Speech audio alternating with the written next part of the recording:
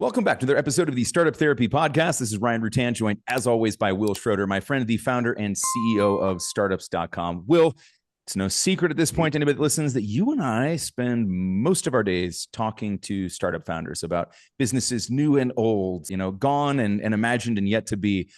How often is it that the very first idea that we come up with, the very first plan, is the one that's going to get us all the way to the promised land? Damn near never. Ah, Damn near never. surprised me. Right. We want to have the fantasy of it, right? Yeah. The fantasy is this, like when people say like, hey, you started a successful business, how did you come up with the idea? And I always tell the same thing. I said, I didn't.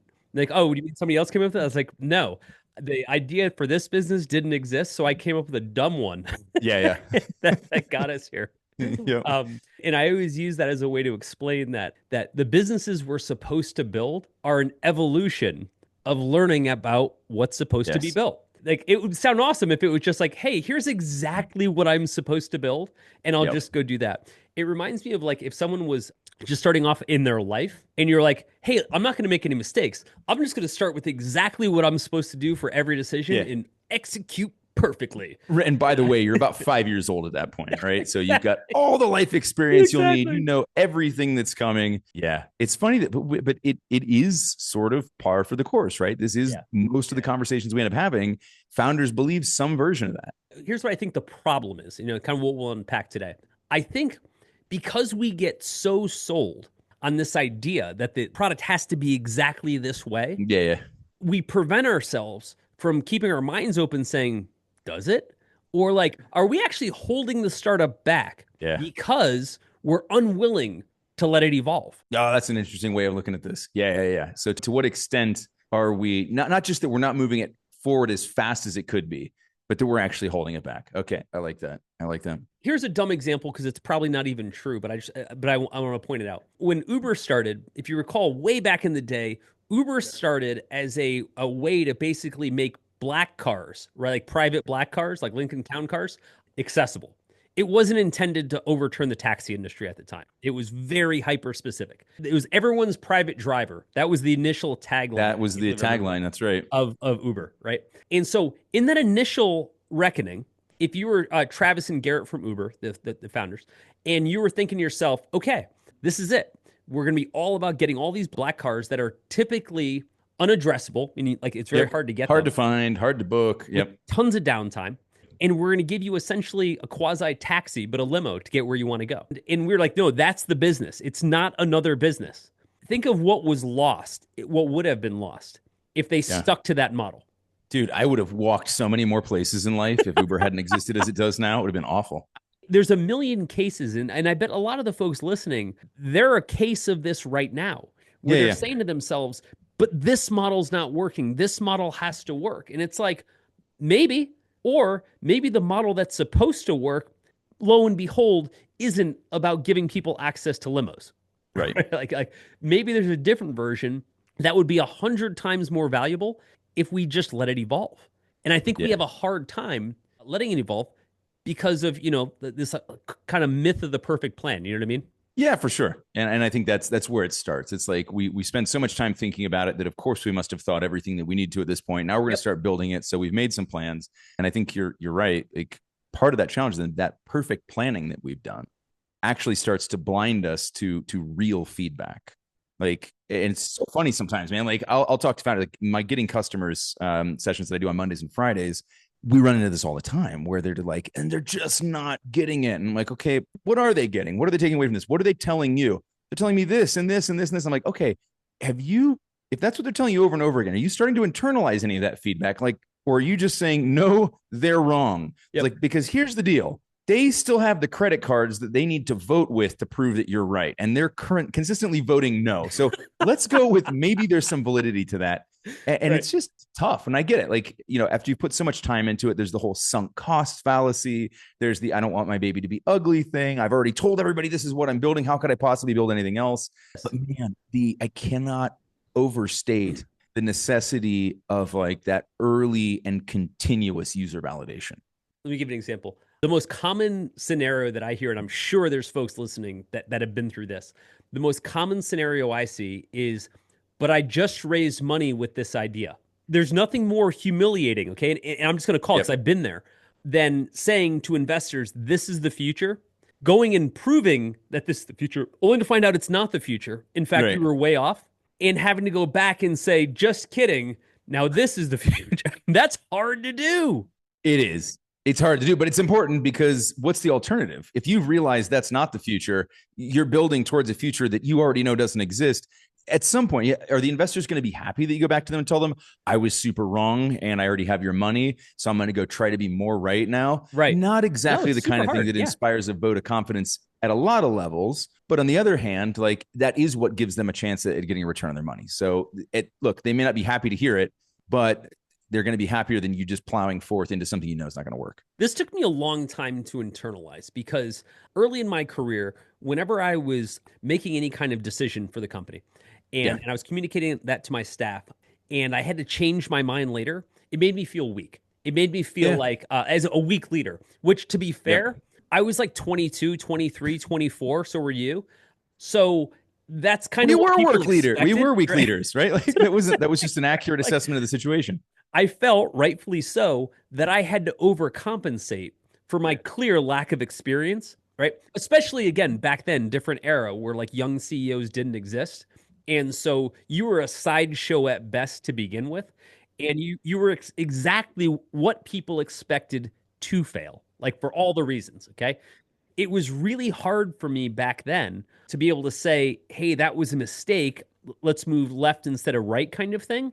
Because at the time, I was so preoccupied with me being wrong that I wasn't willing to let the product or the organization be right. I got a piece of feedback early on that was so beautiful, and I probably didn't appreciate it for what it was in the moment.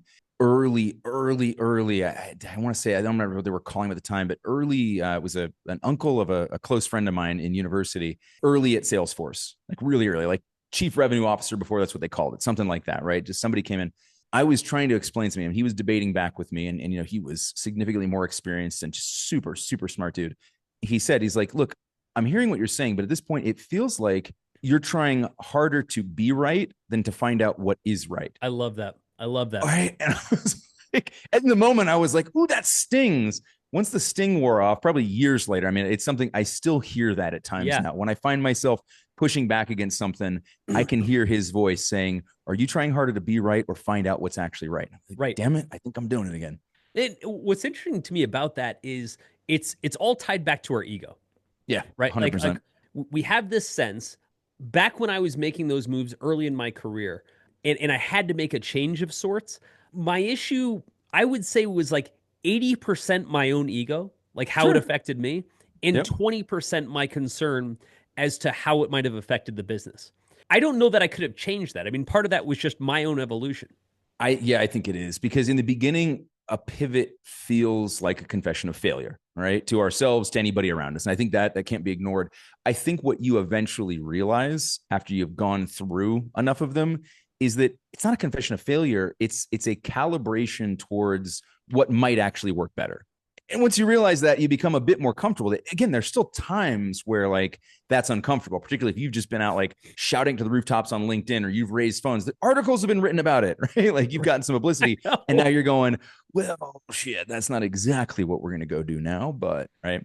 We had this happen with a company we did called Afford It, and it was essentially what Affirm is today. Oh yeah, Buy now, pay later. Years before Affirm, and we got into the business, and it was going great. Like we were selling tons of products, but then there's the part where you have to pay later, which means we have to collect.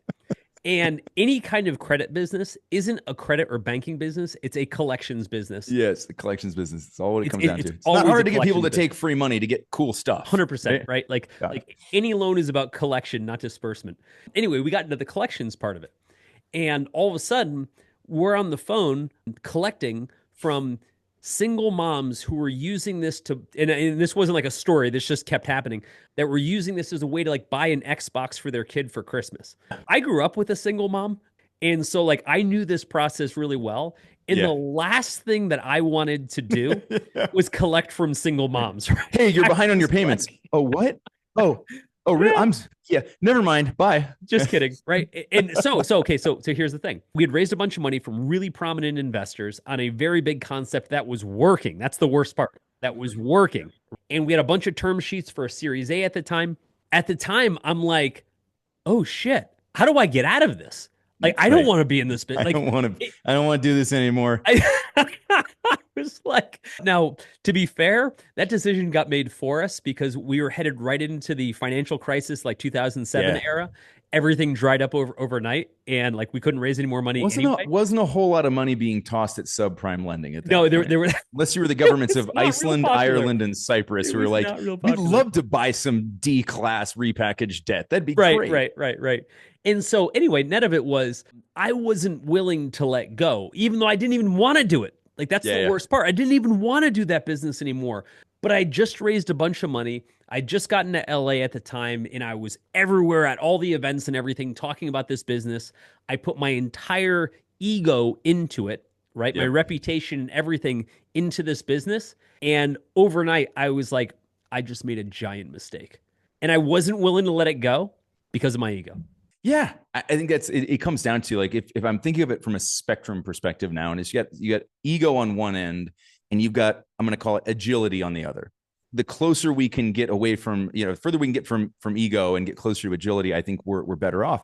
But it's hard, right? It is a struggle to let go, and I think to your point, it's really hard to do that until we've sort of gotten punched in the face by getting it wrong with ego and maybe accidentally gotten some wins from agility. In your case, like you were forced out of the business. And look, you don't need to spend a long time answering this, but what do you think would have happened had we not run into the whole financial crisis, right? Like had more capital been available. Now you were already kind of like, I don't want to do this anymore. What's the crystal ball? Like what would have happened? Would you have continued with the business? Would it have become a firm? No, I would have. I wouldn't have become a firm. And again, when people are like, oh, I had this idea before that, I did this idea before that. Sure, that was the easy part.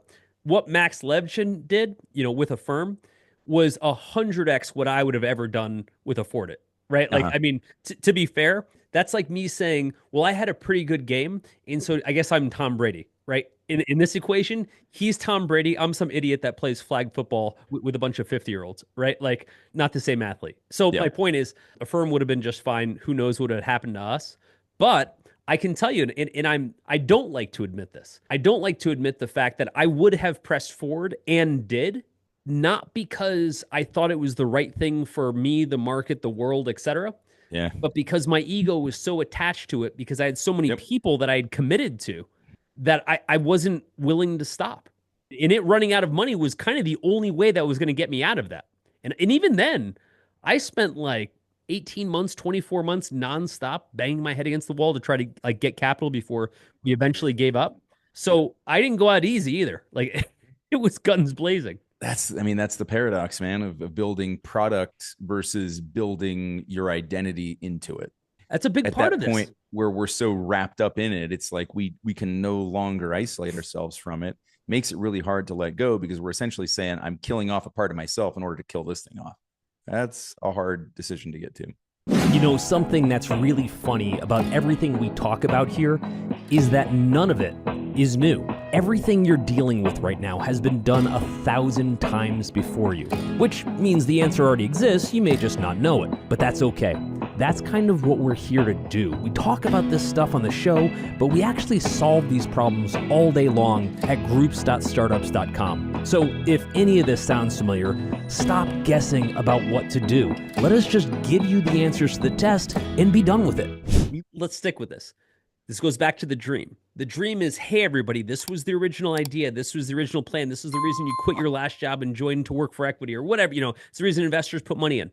It's really hard to say that plan didn't work and expect the same level of enthusiasm for new plan, right? It's so much easier to say, let's just stick with old plan because it was the oldie-timey original and force that through. It takes balls to be able to say, I was wrong.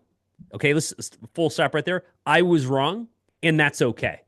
I wasn't willing to do it. I am now, but at the time I was not, for sure. And again, like in hindsight, way easier to see, but like clinging to that original version isn't loyalty. It's not toughness. It's not strength of character. it's potential self-sabotage. Right. But being able to see that in that moment, it's up there amongst, I think, the hardest of the challenges that we face as founders, particularly because it often comes at such an early stage. Yeah. That we have so little else to go on other than our own enthusiasm, our own ideas, our own thoughts, and a little bit of feedback from the market. And then that little bit of feedback from the market is going counter to what we hoped. It's brutality at its finest. Well, okay, so let's build on that. I want to talk a little bit about why I don't have the same issue now.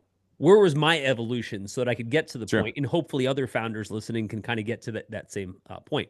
This came from a few different places. One, it came from once I started to understand that clinging to the original idea just because it was the original idea was just dumb. Right? Like it wasn't, I couldn't come up with a good reason other than it sounded cool, that it was actually the best, most strategic, most mature way. Again, in most cases, I was attaching it to ego. Now, when I tell people about this ego, etc., invariably, I'll hear a lot of people say, yeah, well, I don't have the same ego to it. First off, bullshit. Okay. Yeah. Second off, was that your ego talking? Yeah. This kind of is. But okay. But here's what's changed. Fast forward years later, and we start fundable.com, which would later become startups.com. Now, by this point, I had seen in a bunch of my own businesses, things just evolve, right? Yep. Things just go a different direction and that be better. So we launched fundable.com. It's a crowdfunding platform. This is like 2011, 2012. It turns out it was just a bad idea. In Ryan, obviously not saying this to you because you were there, you know exactly what I'm talking about. A bad idea being it just wasn't like that viable. Equity crowdfunding would not go on to as an entire market. Correct. Wasn't what everybody thought it was going to be. But even especially back then. So with that said, because I had the benefit of seeing what happens when I don't evolve, that time, me and certainly you and the rest of the team were very open to trying something else. That's essentially what led us to startups.com, which is, much different, much better, more viable business that is about to celebrate its start of its 14th year, right? Like, wild. Absolutely wild. What, 2 days from now, I think. Yeah, right, exactly. But stick with that for a sec. Had we been like, no, equity crowdfunding, once you start a plan, you don't change it and you see it through, we would have gone out of business. Yeah, we're like, come hell or high water. We would be sitting in high water in hell right now. Like 30 other companies who tried the same thing did. And the only difference between us and them was our willingness to be able to say, what if it's something else? What if the answer is elsewhere? Go back in time, because for me, there were a couple of specific things that happened, I think, that helped me with this.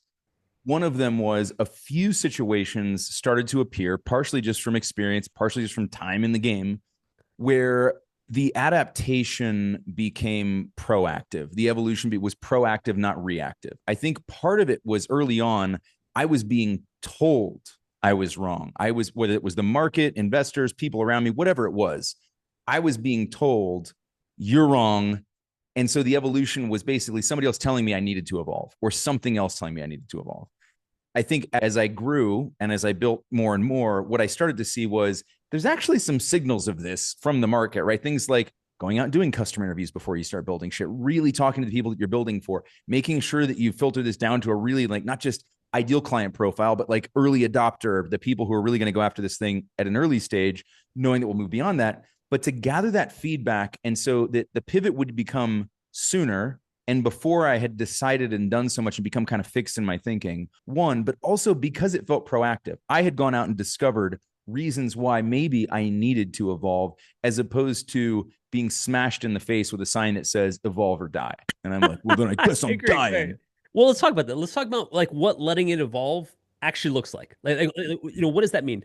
At the very least, it's about giving up some control over what you believe the idea absolutely has to be, right? It's about stepping back and saying, look, I think if we really want to see this thing survive and thrive, we have to let it grow into what it wants to be. Now, sometimes what it wants to be doesn't look like what we wanted to build. Of course, man. Like your first plan is a guess at best, right?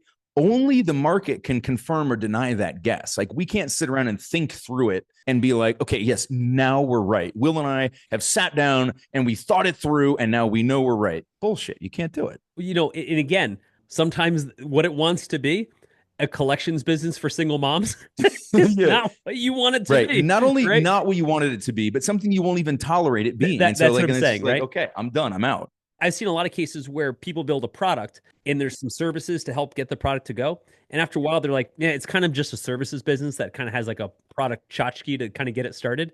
And I don't want a services business. That's okay too.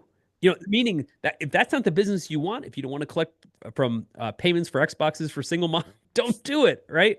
That would have been a great pitch deck, like intro page, right? Collecting Like from single moms. People have been throwing money at you. Yeah. Putting the screws to single moms. Yeah. Actually, we had a couple of investors who, while we were on the campaign trail raising money, kind of said exactly that. They were like, hey, well, at the end of the day, won't you be collecting from people that couldn't otherwise make their payments, et cetera? Right. Which is a reasonable question. And my whole point was, yes, there are people who need to buy things that don't have that amount of money, but we're going to do it in payment terms that they can actually afford, like on very tiny payments over a short period of time. And that was true. But that doesn't mean everybody's going to pay us. Right. And so at the end of the day, you're still going to collect from people that just didn't want to pay you, whether they could or not. Put on your loan shark suit and start knocking on doors. Yeah. That's exactly what it is. So part of it for me, as I've been, evolving myself, has been taking my ego down a notch, right? Yep. Being like, I don't have to be right. The product has to be right. I don't have to be right, which is the advice that you got. And I think part of it too is detaching yourself from the product, meaning like, if this doesn't work, it doesn't mean I suck. It means a product I built isn't working. Not the same thing. Yeah. Yeah. I think that separation of self is one of the hardest things to do, depending on where it comes from. Right? Like, I think there are times where like you build something more opportunistically and maybe you're not as personally attached to the outcomes. I'd argue that's a bad business to build in the first place because you're probably not going to survive it. But like, I think it's a necessary piece, right? We have to be able to separate ourselves to a healthy degree, at least. Say like, look, I want to be involved in this, but I'm not this, right? There's an old farm joke that talks about involvement and commitment, and it goes to breakfast, right? It's like the chicken is involved, the pig is committed. Yeah, you got to be the chicken, right? You got to be the chicken in the startup case. Within our own company, though, Ryan, one of the things I'm very proud of that we've done culturally is while we all, have a million opinions, strong opinions on things of what we think should be right, what the product should be, et cetera. I think partially because we've worked together for so long and we've seen this, work so many times, we're naturally slightly less committed that way. In other words, we're like you and I yesterday, we were talking about landing pages and what the messaging should be, et cetera. We both have ideas of what could work, but we've both done this enough to know. Hell if we know, right? Like, put it out for some testing. That's what I'm saying. Like try everything. Try everything and separate ourselves. And that's the thing. Like at the end of the day, we've gotten to a great place where we want to find out what's right. I don't care which one of us is right. I'm not like, oh, another check on the wall for me. Will was wrong and I was right. Like, who cares? We just want to get to right. But that goes back another couple steps. All right. That goes back to the point where we're saying what matters most to us in this business. And it was something that we fundamentally early on, we said, like, do we care about crowdfunding? No. Do we care about customer acquisition for startups? No, not really. Right. Do we care about any of the other things that we built? Not in that sense. But what we care about is the outcomes created and for whom. We care about founders. Right. So at the end of the day, like when we can separate all that and just go, is this going to be the best thing for the people that we're trying to reach? It's going to help them understand what we do so that they can get to value quickly and go on and do what they want to do. This makes it a hell of a lot easier, right? But that goes back to the core principle that you talked about, which is not being stuck on whatever that first thing we thought was, and then trying to force function that into people's lives, whether they need it or not. Disaster. Another way would be saying like if someone were to say, hey, this is, this business I'm building, it's going great, et cetera. And my question would always be, compared to what? What else did you try? What else have you done to prove that this is the best thing for you? I'll give an example. When people talk about the startups.com model, like what we do, they could pose the same question. They could say, well, aren't there other things you could be doing that would make more money? And my answer is yes. If that were our only selling Xboxes to moms, right? Single moms, right? Yes, there's a lot of other things you could do that would make more money that we don't necessarily want to do. See, selling Xboxes to moms, right? So it's not always about, again, the answer is always what makes the most money. Sometimes the answer is what makes you happiest, makes you most satisfied, what you believe the customer deserves, things like that. But what's important is that you're challenging yourself, right? That you're saying, hey, we believe this is the path, but have we challenged other paths to confirm that this is the path? Because I think that's where companies lose their edge when they say, hey, this is the way we've always done it, so this is the way we do it, which is exactly how the company that's going to eat your lunch, right, gets introduced. I always think of companies like, this is maybe a bad example, maybe not, of Intuit. Intuit's actually a phenomenal company as far as its performance. Like the fact that it was able to buy companies like Credit Karma or MailChimp and things like that just shows like how much strength there is. These weren't small transactions either. They were not small transactions. But at the same time, here's a company that still builds TurboTax like it's being installed on Windows 3.11, right? It's not like nobody there is like, hey, shouldn't this be like a super cool like Web 3.0 style UX or something like that? Like, nope. Windows 3.11, right? 14 floppy disks to install it, right? They still use the same jokes when it's loading. I love Turbo. I love the idea of TurboTax. I use TurboTax, but it is easily the most outdated piece of shit software I've ever seen. And I can't figure out how that isn't a call for literally a million other companies to be able to dominate that space. But that's my point. Here is a product that clearly has not evolved, which to me is dying for a competitor. Yeah, and yet for whatever reason, I mean, I guess part of it there's a lot of weight to the incumbency there, right? So that's part of it. But if they don't change, they haven't evolved, right? Yeah. But if they don't change, and I think for many of us, change is scary. Change is not only scary because it's tough for us because as leadership, we're taking a gamble every time we make a change. It's tough for us to be able to take the entire organization, all the people associated, customers, investors, right? And get all of them to change and get all of them on board with that change because they look at change as being scary as well. Yeah. I think in general, this kind of comes back to the fact that founders, if we're going to evolve, right? If we're going to change who we are, we've got to be willing to evolve. Ryan, I can't think of anybody that has done really well that hasn't been willing to kind of burn it all down at least once to do it differently, Yeah, no, for sure. In the startup space, absolutely not. It's part of it. I think, but let's stick on that. The burn it all down and start again thing, right? Where do you stand on small versus radical pivots, right? Like I feel like this is in the startup space, we often just see like there's these wholesale changes, and sometimes that works out. We hear the stories where it works, right? And the ones that where it doesn't work, we don't hear about them because they just disappear. But like, how can we try to approach these things from a minor tweak versus a total overhaul perspective? Because to me, that's always significantly easier, right? Behavioral change, the fear factors, all that stuff goes down. But how often in your recollection was it sort of, we can do this by making a bunch of little turns versus trying to shove the Titanic all at once past the iceberg? I think it's a great point. I think that the best way to start is by showing up today, tomorrow, and opening the conversation with your team about whatever topic it is, no matter how minor. Saying, hey, let's level set here. Step one, none of us knows the answer. We all have opinions. We all have strong opinions on what we think the answer might be. But the answer itself, we can't know until we've taken action and responded. So if we're going to pivot to a new product, you might have a strong opinion of why it won't work, but let's both agree that neither of us actually knows. Right? So we can't argue this or prevent ourselves from evolving from a position of certainty. You can't possibly do that because blah, blah, blah, right? You can't possibly do that, and there might be risks, but it doesn't mean you can't possibly do that. And so I think for all of us as founders, if we're going to evolve, if we're going to be able to adapt and change the organization, or maybe prevent ourselves from staying on this ridiculous path that is not getting us any further, that's putting us kind of like out to pasture as we speak, or it's not making any money or not keeping us viable.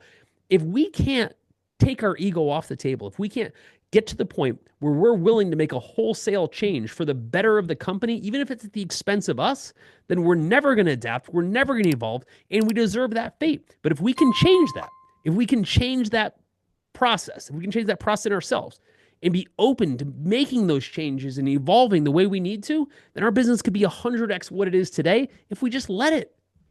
Overthinking your startup because you're going it alone? You don't have to, and honestly, you shouldn't, because instead, you can learn directly from peers who've been in your shoes. Connect with bootstrapped founders and the advisors helping them win in the Startups.com community. Check out the Startups.com community at www.startups.com to see if it's for you. Could be just the thing you need. I hope to see you inside.